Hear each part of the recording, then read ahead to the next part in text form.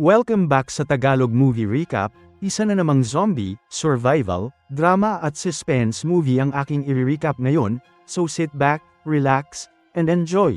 Isang biological terrorist attack ang nagpabago sa mga lokal na residente na puno ng galit at malarabis na mga nilalang, na humantong sa isang desperadong pakikibaka laban sa zombie, na nagtapos sa isang nakakagulat na twist ending. Kaya naman inaanyayahan kitang mag-subscribe sa channel, at pindutin ang bell, at mag-iwan ng like para makatanggap ng pinakamagagandang recaps. Isang missile ang sumirit sa kalangitan, at sa sumunod na sandali, isang malakas na pagsabog ang sumiklab. Isang malalim na berdeng ulap na kabute ang pumailang lang sa di kalayuan. Doon lamang unti-unting dumating ang dalawang humaharang na fighter jet. Agad na tinawagan ni Charlie ang kanyang ina. Nalaman niyang isa itong pag-atake ng terorista, isang missile ang pinabagsak ng mga fighter jet. Ang isa naman ay sumabog sa New Orleans. Nang marinig ang balitang ito, pansamantalang nakahinga ng maluwag ang grupo. Nagpasya silang manatili rito at hintayin matapos ang lahat sa katahimikan. Nang ipagpapatuloy na nila ang pagsasaya sa sandaling yun, isang asong naglalaway ang lumitaw sa harap nila. Mausisa na pinagmasdan ng grupo ang kakaibang anyo nito. Nang sumunod na segundo, nabaliw ang aso at sumugod sa kanila, na ikinatakot ng 5 tao sa labas ng pinto. Dahil sa takot, nagmadali silang bumalik sa loob. Nang ligtas na, mausisa na hinawi ni David ang kurtina, para lamang makita ang aso na nakatayo roon na nakanganga, naghihintay sa kanila.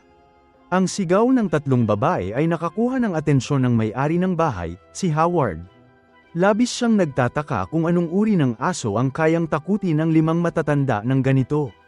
Nang sinubukan niyang buksan ang pinto para tingnan, agad siyang pinigilan ng iba. Nang makita ang kanilang takot na mga ekspresyon, iminungkahi ni Howard na i-lock ang pinto. Pagsapit ng umaga, dapat ay wala na ang asong gala.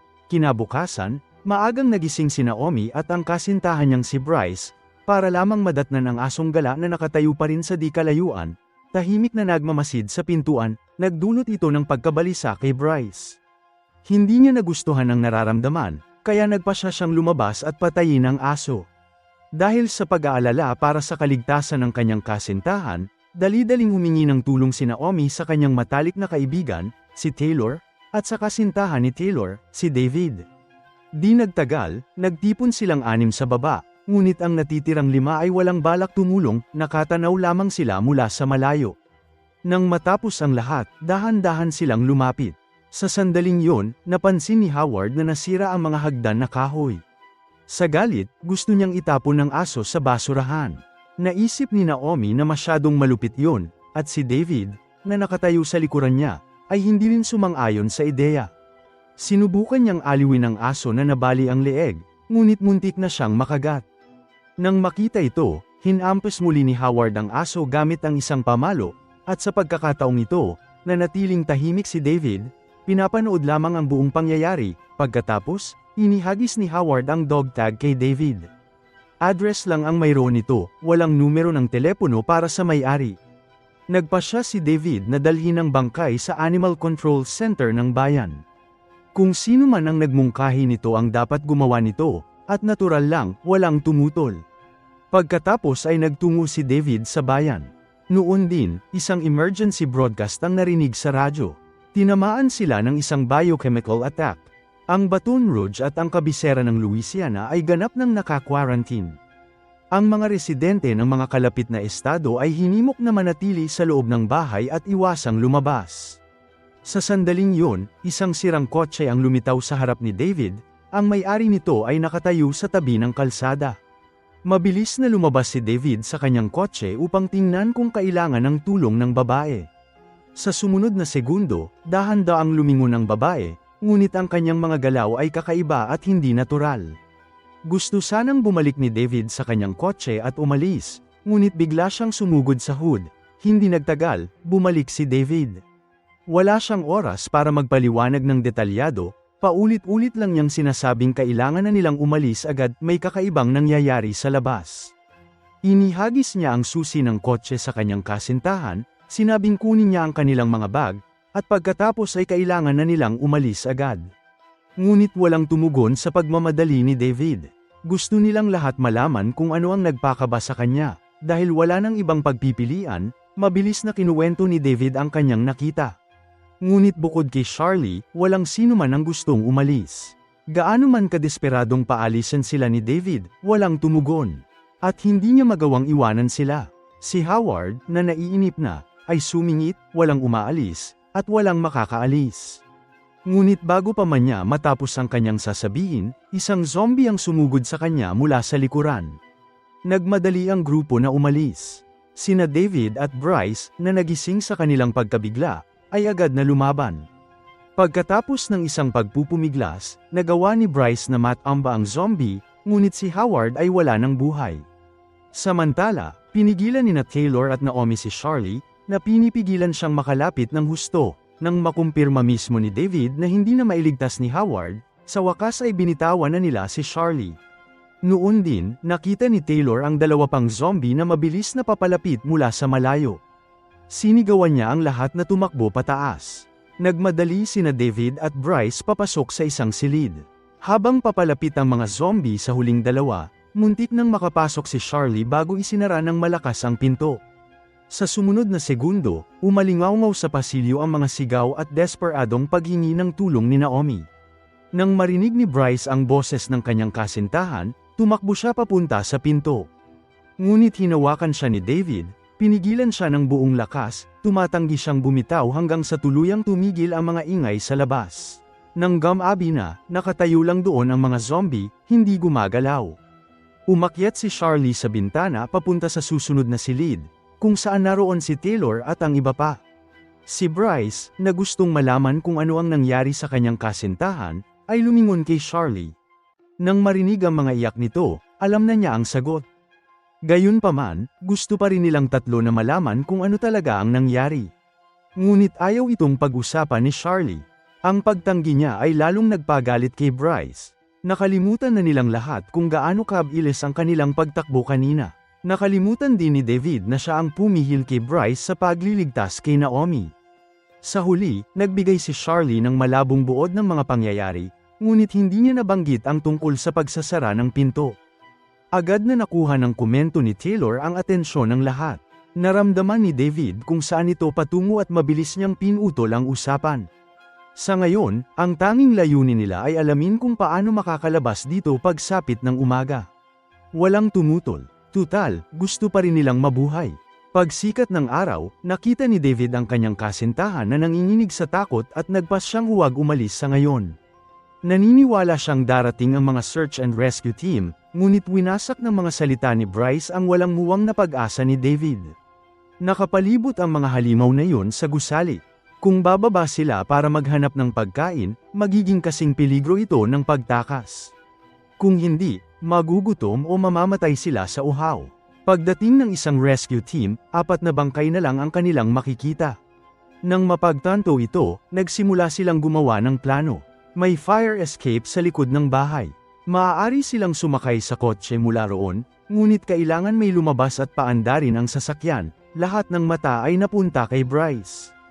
Hindi niya maintindihan kung bakit siya ang dahilan. Sinagot siya ni Taylor, dahil sinabi mong kung mananatili tayo, mamamatay tayong lahat. Kaya ngayon, kailangan mong panagutan ang responsibilidad. Nanatiling tahimik si David, halatang sumasang-ayon sa dalawang babae. Iniabot ni Bryce ang kanyang kamay para kunin ang susi ng kotse, ngunit sa huling sandali, nawawala ang mga susi, hinimok ni David si Taylor na mag-isip ng mabuti. Ngunit patuloy siyang nakaturo sa iba't ibang lugar, malinaw na wala siyang ideya kung saan niya iniwan ang mga ito. Kung wala ang mga susi, paano matatapos ni Bryce ang kanyang gawain? Nang makita siyang nag-aalangan, sina Charlie at David ay nagpalitan sa pag-unawa sa realidad ng kanilang sitwasyon. Wala silang pagpipilian. Ito lamang ang kanilang paraan palabas. Pagkatapos ay itinali ni David ang isang glow stick sa binti ni Bryce. Kapag nagtagumpay siya, sisindihan niya ang glow stick upang ipaalam sa kanila, sa sandaling makumpirma nilang ligtas na, susunod silang tatlo. Ngunit hindi pa nakakarating si Bryce sa hagdan ay hinabol siya ng isang zombie sa susunod na silid. Nang marinig ang mga ungol sa pasilyo, silang tatlo ay takot na takot, walang magawa. Kung mabaigo si Bryce, si David ang susunod. Tahimik silang nanalangin na sana ay makaligtas si Bryce. Umakyat si Bryce sa bintana at tumalon, ngunit ang ingay ay nagpaalerto sa mga kalapit na zombie. Tumakbo siya patungo sa sala, wala nang balikan ngayon. Ang tanging paraan para mabuhay ay ang magtagumpay. Ngunit nang marating niya ang lugar na binanggit ni Taylor, walang susi ng kotse. Maya-maya, nakita niya ang mga susi sa lupa. Walang pag-aalinlangan, kumari pa siya ng takbo papunta sa kotse. Mabuti na lang at mabilis siya. Sa kabila ng mga zombie na papalapit mula sa lahat ng direksyon, nagawa pa rin niyang tumalon papasok sa sasakyan. Sa loob ng bahay, dahan-dahan silang tatlo na lumapit sa bintana nang marinig nila ang dagandong ng makina. Sa sandaling yun, tuluyan ang napanatag ang kanilang loob. Sa wakas ay nakakalabas na sila sa bahay na ito. Ngunit habang pinapanood nila ang paglaho ng kotse sa malayo, isang nakakatakot na pakiramdam ang gumapang sa kanilang mga puso. Talaga bang iiwan sila ni Bryce at tatakbo palayo? Si Charlie, na lalong natatakot, ay paulit-ulit na sinabi, tumakas siya. Iniwan niya tayo. Dahil dito, si David, na naiinip na, ay lalong nagalit. Gusto lang niyang manahimik sandali ang babaeng nasa harap niya. Pagkatapos ay may usok na lumabas mula sa kalsada, at nang makita ito, tuluyan ang nakahinga ng maluwag si David. Dali-dali silang nagmadali patungo sa hagdanan para makatakas. Pagdating ni David sa itinalagang lugar, nadatnan niya ang isang pamilya na may 4 na miyembro na tahimik na nakatayo sa hindi kalayuan. Hindi sila nang ahas na magingay. Lahat ay naaayon sa plano. Ngunit walang inaasahan na pagkatapos ng massacre, makakakita sila ng isang malapit na zombie at sisiga. Sa huli, nanatiling kalmado at hindi nagmamadali si Taylor. Nang makitang papalapit na ang mga zombie, walang nagawa si David kundi ang maunang pumasok sa kotse. Samantala, patuloy niyang hinimok si Taylor na magmadali, sa takot na maiwan siya. Naglakas loob siyang tumalon, ngunit may nakita siyang zombie sa likuran niya. Sa takot, sinipa niya ito sa mukha ng ilang beses, at sa wakas ay nakatakas sa panganib. Matapos makalayo sa mga zombie, mabilis na hiniling ni David kay Bryce na ihinto ang kotse. Dahil sa momentum ng kotse, napatalsik si Taylor, at pagkatapos ng isang mabilis na pag-atake, sa wakas ay nagkaroon silang 4 ng maikling sandali ng pahinga. Tumungo sila sa bayan, ngunit pagkatapos ng maikling pagmamaneho, isang batang nahawaan ang lumitaw sa kalsada, sa gitna ng hiyawan ng lahat, napansin ito ni Bryce. Mabilis siyang umiwas para maiwasan ito, ngunit dahil sa patuloy na pag-iwas, hindi niya maitama ang direksyon, at bumangga sila sa isang tambak ng lupa sa gitna ng kalsada. Nawalan sila ng kanilang tanging paraan ng transportasyon. Sa sandaling yun, isang malaking grupo ng mga zombie ang lumitaw sa kalsadang kanilang pinanggalingan. Ang tanging nagawa lang nilang 4 ay ang hila-hila ang kanilang pagod na mga katawan at patuloy na tumakbo. Mabuti na lang at narating nila ang bayan. Hanggang nakahanap sila ng gusali, pansamantala nilang maiiwasan ang kasalukuyang outbreak. Kalaunan, pumasok silang 4 sa isang bodega. Malubha ang pinsala sa binti ni Bryce mula sa nakaraang aksidente, ngunit hindi nila maaaring ipagsapalaran na lumabas. Nagpasya silang magpalipas ng gabi sa bodega at asikasuhin ang lahat kinabukasan, nawala na ang kawan ng mga zombie sa mga kalye. Nakahanap silang 4 ng isang batika sa gilid ng kalsada. Hindi sila kumain ng isang araw at isang gabi, kaya kailangan nilang maghanap ng ilang supply dito. Maswerte silang 4 at nakakita ng radyo sa isang bangkay, kung saan ipinapalabas ang pinakabagong anunsyo. Tuwing tanghali, may rescue helicopter na lumalapag sa bubong ng Southeast University Ecology Building. Ito ay matatagpuan 2 kilometro sa hilaga ng sentro ng lungsod. Nang marinig ang balitang ito, lahat ay nasa sabik, at si Charlie ay hindi makapaghintay na pumunta roon. Kaya't silang 4 ay nagsimulang maghati-hati ng mga gawain, tinalya ni Taylor ang sugat ni Bryce, habang si David at ang iba pa ay naghahanap ng mga bagay na gagamiting sandata. Matapos ihanda ang lahat, nagtungo sila sa kanilang destinasyon. Nang sandaling yon, lumitaw ang mga zombie sa kanilang likuran. Mabilis silang 4 na tumakas at lumiko sa isang eskinita sa gilid. Ngunit ang daan sa unahan ay nahaharangan ng isang bakod na bakal. Mabilis na tinulungan ni David si Taylor na makalapit at sumunod sa kanya. Wala silang oras para magmalasakit sa iba. Nahirapan umakyat ang sugatang si Bryce, ngunit si Charlie, na nasa huling pagtakbo, ay hindi ganoon kaswerte. Sa kalagitnaan ng pag-akyat, hinayla siya pabalik ng grupo ng mga zombie. Patuloy siyang nagmamakaawa sa kanyang mga kasama na iligtas siya. Nang makita ito, sumugod si Taylor, ngunit pinigilan siya ng dalawa pa. Hindi na mailigtas ni Charlie, ngunit may pag-asa pa sila.